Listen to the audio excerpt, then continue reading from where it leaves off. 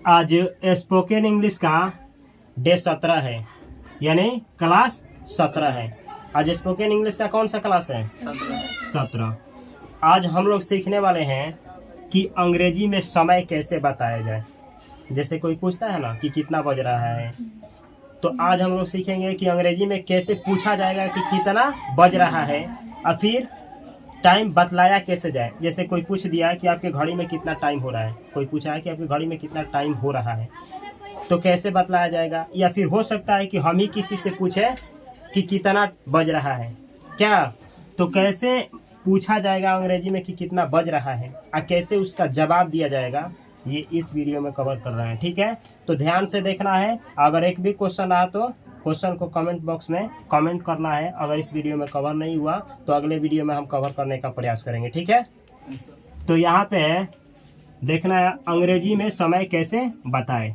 सबसे पहले इसको याद रखना है, जब भी हिंदी में आए बजकर, तो बजकर के लिए पास्ट लिखना है। जैसे हम लोग कहते हैं ना 7 बजकर, 8 बजकर, 9 बजकर कुछ मिनट, तो बजकर आता है ना हिंदी में बजकर, तो बजकर का अंग्रेजी क्या लिखना है? पास्ट, PAST, पास्ट यानी बजकर। और जब आएगा अंग्रेजी में बजने में, जैसे 8 बजने में इतना मिनट कम है, 10 बजने में, 7 बजने में बोला जाता है ना, तो जब भी बोलना हो बजने में, तो बजने में के लिए क्या लगाना है? टू। बजने में के लिए टू, तो हमेशा याद रखना है बजकर के लिए पास्ट और बजने में के लिए टू। और अगला है 15 मिनट। 15 मिनट के लिए क्वार्टर, QUARTER, क्वार्टर का मतलब होता है 15 मिनट। ठीक है, 15 मिनट के लिए किसका यूज करेंगे? क्वार्टर का।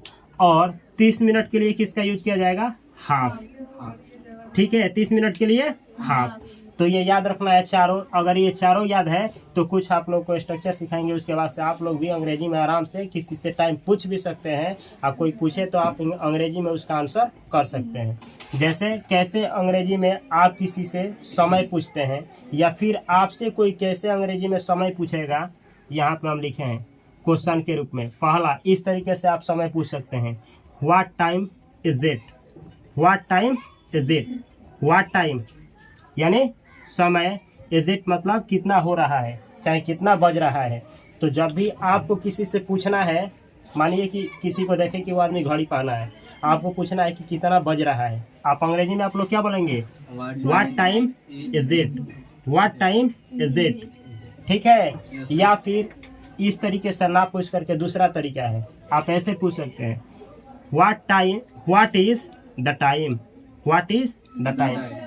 आप पूछिए व्हाट टाइम इज इट, या फिर what is the time, what is the time. ये दोनों सेंटेंस आप कहीं भी यूज कर सकते हैं, या फिर दोनों में से कोई अच्छा नहीं लगा तो तीसरा भी है, आप इस तरीके से पूछ सकते हैं। मानिए कोई आदमी घड़ी पहना है, जैसे हम घड़ी पहने हैं और कोई देखा कि हम घड़ी पहने हैं, तो वो जानना चाह रहा है कि हमारे घड़ी में कितना बज रहा है, तो इस तरीके से पूछेगा वो आदमी, what is the time by your watch. What is the time by your watch, what is the time का मतलब हुआ कितना बज रहा है, बाय योर वॉच यानी आपके घड़ी में, यानी आपके घड़ी में कितना बज रहा है। तो जब भी आप लोगों को किसी से, मेल हो चाहे फीमेल हो, कहीं भी आप लोगों को जब पूछना हो कि कितना बज रहा है आपकी घड़ी में, तो यही वाला सेंटेंस का उपयोग करना है, what is the time by your watch. समझ में आ गया है ना? या आप तीनों को छोड़ करके अगला भी उपाय है, अगले तरीके से, इस तरीके से आप समय पूछ सकते हैं, can you tell me the time. जैसे कहना हो कि can you tell me the time, हमको जानना है तो हम क्या बोलेंगे? Can you tell me the time, मतलब क्या आप मुझको बतला सकते हैं। इसका मतलब हुआ क्या आप मुझे बता सकते हैं कि कितना बज रहा है। जैसे बोलते हैं ना कि क्या आप बतला सकते हैं कि कितना समय हो रहा है, तो इसी सेंटेंस का यूज होगा, can you tell me the time. समझ में आ गया ना? तो इस चारों के अलावा भी एक रास्ता बचता है, वो ये है, would you mind telling me the time, would you mind telling me the time. इसका मतलब होता है कृपया करके कितना समय हो रहा है क्या आप बतला देंगे, क्या आप बतलाएंगे कि कितना बज रहा है। ठीक है, तो इस कितना तरीका है? 5 तरीका है टाइम पूछने का। किसी भी आदमी से टाइम पूछना है तो ये पांचों तरीके का इस्तेमाल किया जा सकता है। हम चाहेंगे कि आप लोगों को अगर कहीं पे यूज करना होगा तो ये वाला या ये वाला का यूज करिएगा। लो ऐसे बोलिएगा, लो व्हाट टाइम इज इट, ठीक है, मतलब कितना बज रहा है, या फिर व्हाट इज द टाइम। समझा गया? तो इस पांचों में से कोई भी एक सेंटेंस का उपयोग अपने अनुसार जहां भी आपको बोलने में सहूलियत हो कर सकते हैं। अब ये तो है टाइम पूछने का तरीका। अब मानिए कि आपसे ही टाइम कोई पूछ लिया तो आपका उसका आंसर कैसे करेंगे? जैसे हम इतना घड़ी में देखें, अब बोलना है हमको कि 3:32 हो रहा है, तो कैसे बोलेंगे क्या?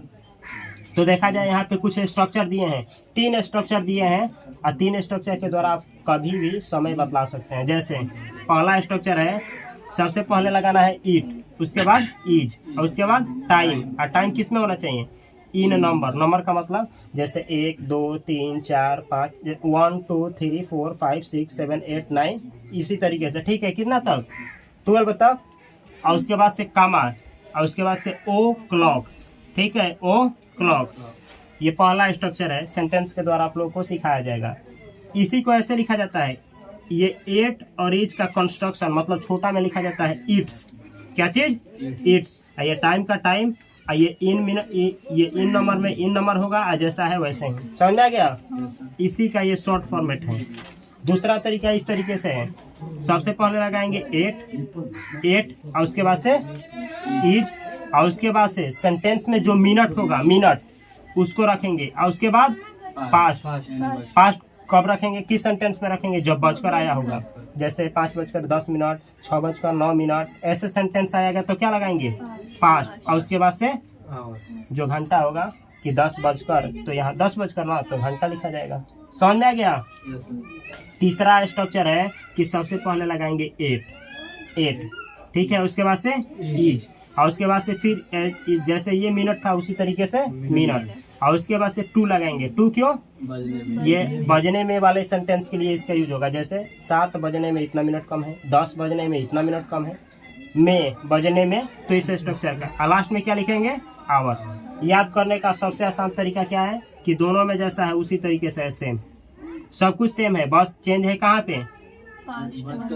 पास्ट और 2 के जगह पे मिनट पहले आएगा, घंटा बाद में आएगा, और पास्ट तब आएगा जब बजकर बोलना हो, बजकर। अगर बजने में कम है, कम भी बतलाना है तो 2 का इस्तेमाल किया जाएगा।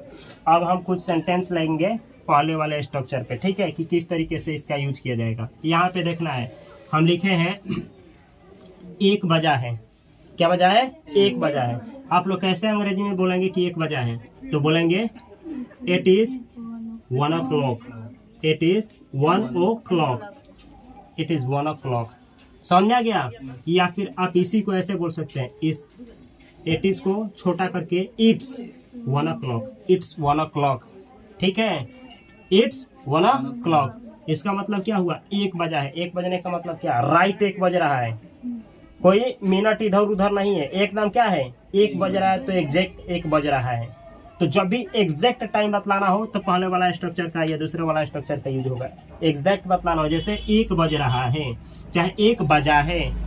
अगर कोई पूछे 1 बज रहा है तो उसका भी इंग्लिश क्या होगा? यही 1 बजा है, 1 बज रहा है, चाहे 1 बजा है, समय एक ही ना है, एक है एग्जैक्ट। तो 2 तरीके से बोला जा सकता है, 1 बज रहा है और चाहे 1 बजा है एग्जैक्ट। तो यही दोनों के लिए बोला जाएगा, इट इज 1 o'clock, चाहे इट्स 1 o'clock। दूसरा सेंटेंस ले रहा है इसी पे, जैसे कहना है कि 2 बजा है, समय एग्जैक्ट कितना हो रहा है? 2, न मिनट कम है न मिनट अधिक है, राइट कितना बज रहा है? 2।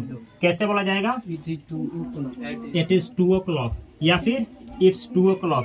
अब रिपीट किया जाए, 3 बजा है, इट्स 3 o'clock, इट इज बोला जाए, चाहे इट्स 3 o'clock। 4 बजा है, इट्स 4 o'clock।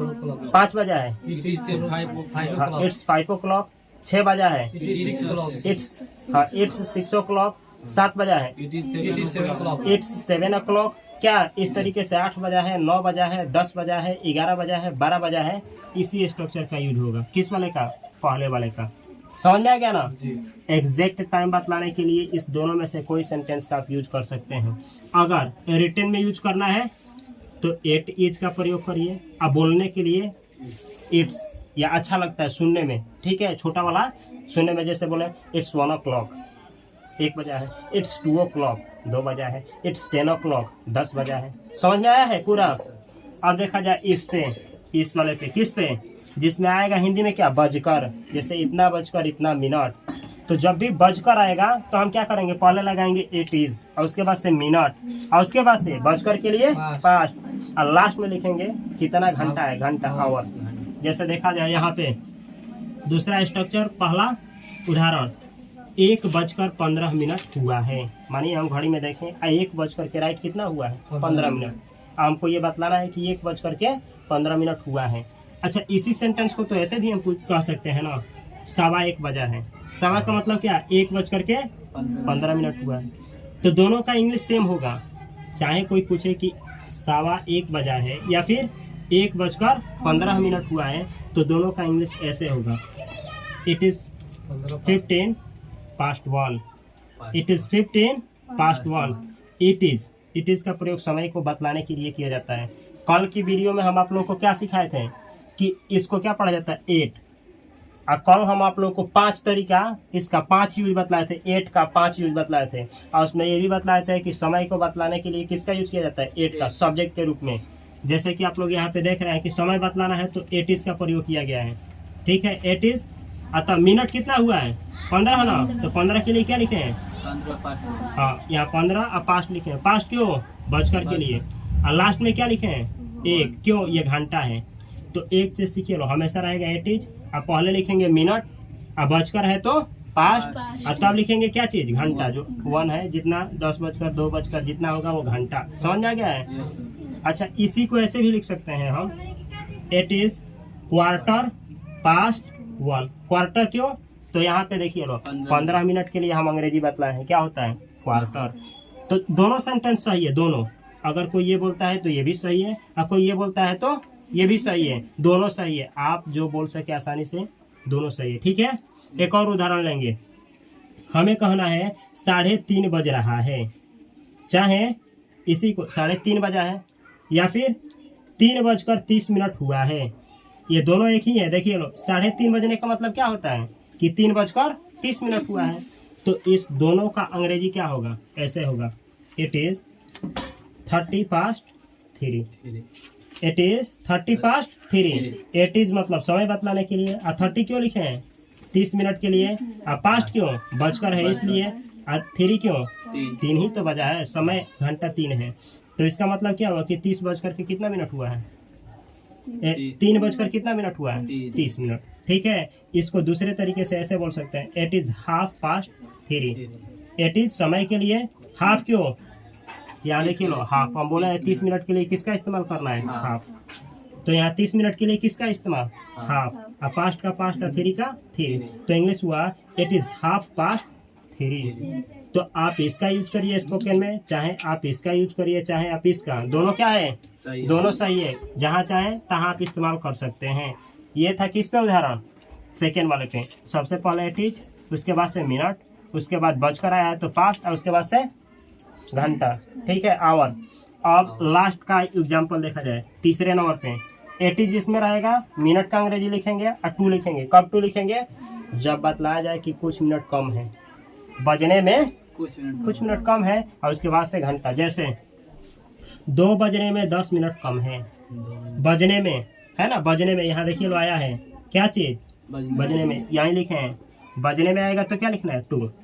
तो अंग्रेजी ऐसे होगा, इट इज के बाद से क्या लिखेंगे, घंटा। घंटा कहाँ है, इसमें घंटा कितना ना, सॉरी, मिनट लिखेंगे, मिनट। इट इज के बाद मिनट, मिनट कितना है, यही ना है, 10 मिनट, तो यहाँ 10 लिखे हैं, और उसके बाद से क्या लिखेंगे, 2 क्यों, बजने में है तो 2, और उसके बाद से ये 2 का 2। तो इंग्लिश क्या हुआ, it is 10 to 2, it is 10 to 2।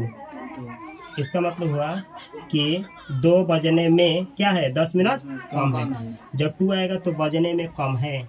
ठीक है, यहाँ देखा जाए 7 बजने में 8 मिनट कम है। अंग्रेजी क्या होगा, सबसे पहले टाइम बतलाने के लिए इट इज का प्रयोग होता है। कोई भी सेंटेंस होते है इट इज का प्रयोग टाइम के लिए कर देना है।